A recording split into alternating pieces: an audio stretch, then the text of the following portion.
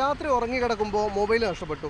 പിറ്റേന്ന് CCTV നോക്കി അതേ പ്രതിയെ സ്വയം പിടിച്ച് പോലീസിൽ ഹാജരാക്കിയ വടകര സ്വദേശി ഹാരിസാണ് നമ്മളിപ്പോൾ ചെയ്യുന്നത്. എന്തായിരുന്നു സംഭവം? കോഴിക്കോട് KSRTC-യിലായിരുന്നു അല്ലേ? KSRTC-യിലായിരുന്നു. എന്നായിരുന്നു അത്? ശനിയാഴ്ച പുലർച്ചെയാണ് അവിടെ വന്നത്. അപ്പോൾ ഞായറാഴ്ച രാവിലെയാണ് മൊബൈൽ നഷ്ടപ്പെട്ടത് അറിഞ്ഞത്. അങ്ങനെ പോലീസ് സ്റ്റേഷനിൽ കംപ്ലയിൻറ്റ് ചെയ്തു.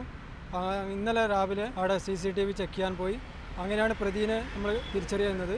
അപ്പോൾ ഇന്നലെ രാത്രി ഞാൻ ഉറക്കമൊഴിഞ്ഞ് അവിടെ പ്രതിനെ അന്വേഷിച്ചിരിക്കുകയായിരുന്നു. അതായത് നിങ്ങൾ ഈ പ്രതിയെ കണ്ടു, അത് CCTV നോക്കിയപ്പോൾ ആളെ മനസ്സിലായി. പിറ്റേ ദിവസം രാത്രി ഉറക്കമൊഴിച്ച് അവിടെ അയാൾ വരും എന്ന് വിചാരിച്ചിരുന്നു.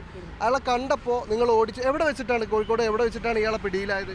KSRTC-ൻ്റെ മുന്നിൽ നിന്ന് വെച്ചാണ് പ്രതിനെ കാണുന്നത്. ഒരു കുറുക്ക് വഴി സ്റ്റേഡിയത്തിന് മുന്നിൽ ഒരു പോക്കറ്റ് റോഡ് വെച്ച് ആൾ ഓടിയ സമയത്ത് ഞാൻ പ്രതിനെ പിടിച്ചു. അപ്പം അന്നേരം തന്നെ പോലീസുകാർ വന്നു, പോലീസുകാരെ ഏൽപ്പിക്കുകയാണ് ചെയ്തത്. മൊബൈൽ ആ പുള്ളിയുടെ കയ്യിൽ തന്നെ ഉണ്ടായിരുന്നോ?